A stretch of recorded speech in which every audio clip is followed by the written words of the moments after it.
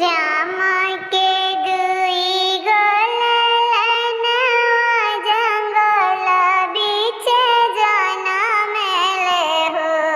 सखिया सीता के आँखी के पुतरिया कुसुम जैसन सुंदर हो। सखिया सीता के आँखी के पुतरिया कुश जैसन सुंदर हो।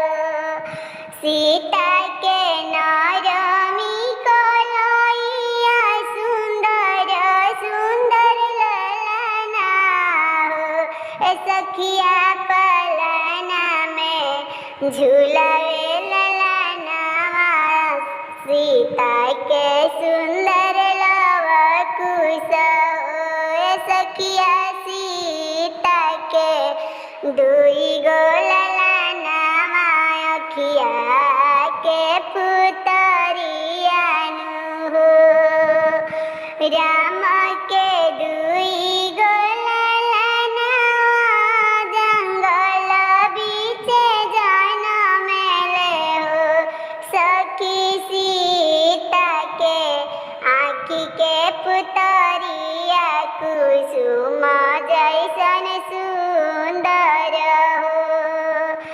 सखी सीता के आँखी के पुतरिया कुसुम जैसन सुंदर हो। जंगल में खेले तीर धनुष ओही जंगल बरिया हो। सखिया राम के दुई गो ललनावा कुसुम जैसन सुंदर हो। सखिया राम के दुई गो ललनावा कुसुम